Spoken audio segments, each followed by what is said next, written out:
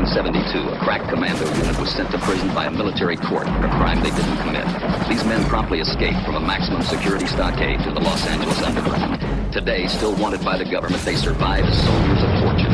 If you have a problem, if no one else can help, and if you can find them, maybe you can hire Mr. Moore!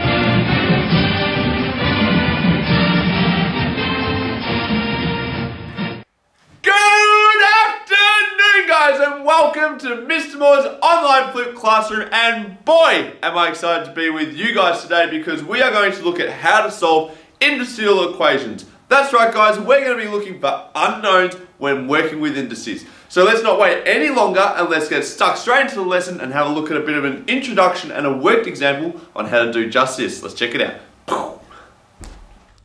Alright guys, so today we're going to have a look at how to solve indicial equations. Now there's two methods we can use. We can either work by hand or by using the CAS calculator. Now first of all, what we'll do is we'll focus on how to do this by hand. So there are three simple steps you need to follow when solving indicial equations by hand. Now the very first one is to write the equation. So what we'll do over here is we'll just do a little bit of an example as well. So we'll just move that down here and let's write out an equation. So for example, I might have 4 to the power of x is equal to 64, like so. Now what we need to do is we need to express both sides with the same base. So if we have a look here, we've got 4 to the power of x and we've got 64. Now there needs to be alarm bells going off in my head that says that 64 I can equate with a base of 4. So well, how am I going to get that? Well, I'm going to get 4 to the power of x, and I know that 64 is the same as saying 4 to the power of 3, because 4 times 4 is 16, times 4 again is 64. So now as you can see here, I've got 4 to the power of x and 4 to the power of 3.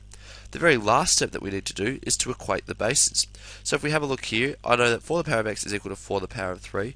So I kind of, in a way, don't need to even worry about these 4's that you can see here.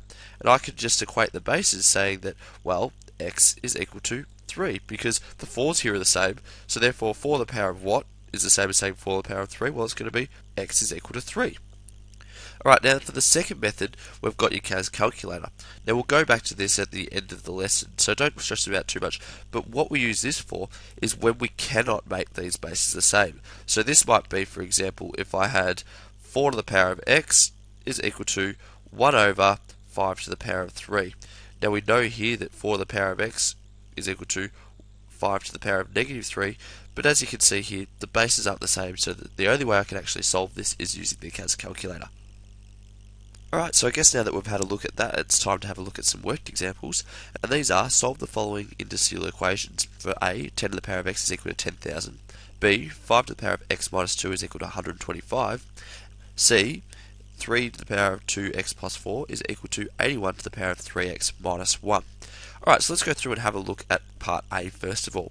Now, the very first step is to rewrite the equation. Well, we've actually got that there, so I won't worry about that too much now. Now, the second step is to express both sides with the same base. So, I've got 10 to the power of x, so I need to recognise, well, I want to put this the same base as this. So, there's a big hint there, and that is to put this as 10 to the power of something. So, I've got 10 to the power of x is equal to 10 to the power of something. Now, what is that something going to be? Well, 10 to the power of 2 is 100, 10 to the power of 3 is 1,000, so 10 to the power of 4 will be 10,000. Now the last step is to equate the bases, so I really don't need to worry about these 10's here, and I'm just going to write x is equal to 4 like so. Now for part B, it says 5 to the power of x minus 2 is equal to 125.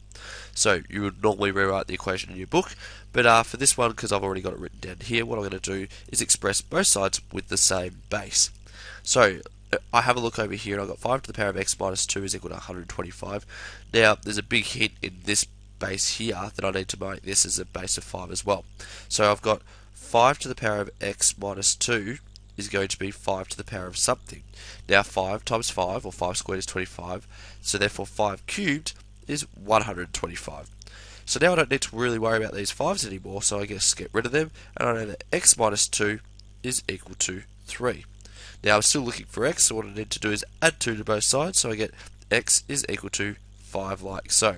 Now if we have a think about this, if I have 5 to the power of 5 minus 2, well 5 minus 2 is 3, and then when I do 5 to the power of 3, well I get 125, so it all works out. Now for part C, this one's a little bit harder once again. So I've got my equation written out here. Now I need to express both sides with the same base. So we have a look at the lowest base here.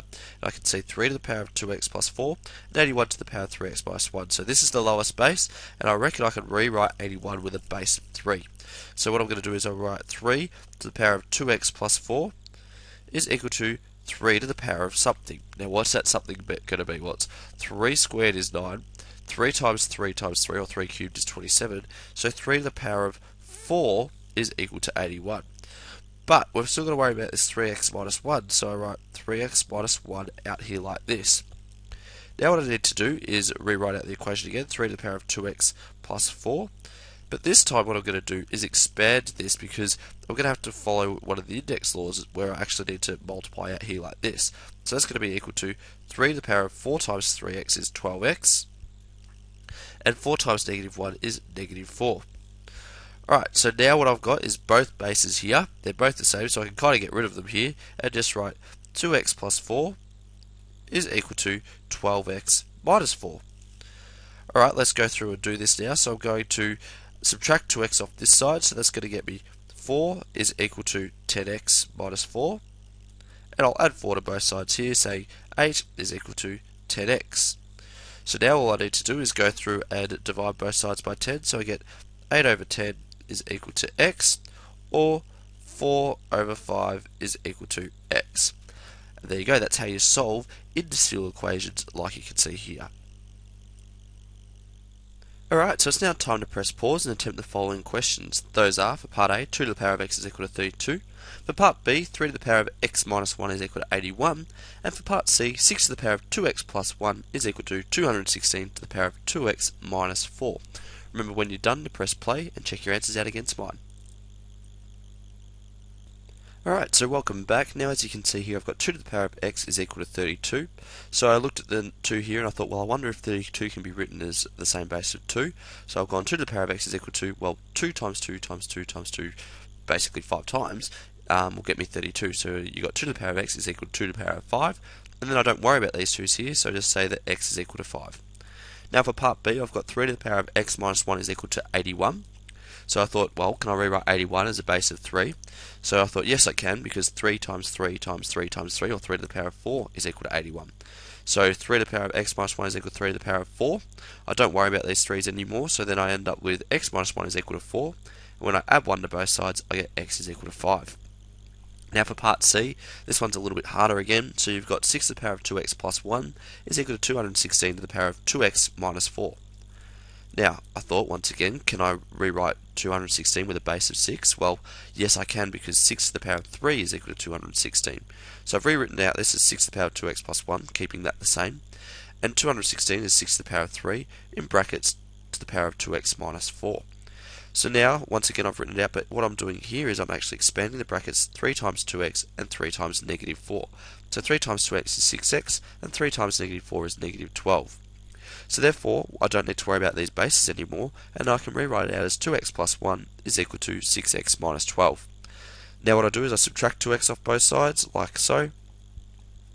That goes away, leaving me with 1 is equal to 4x minus 12. I add 12 to both sides. That goes away there, so that leaves me with 13 is equal to 4x. And when I divide both sides by 4, that goes away, leaving me with x is equal to 13 over 4.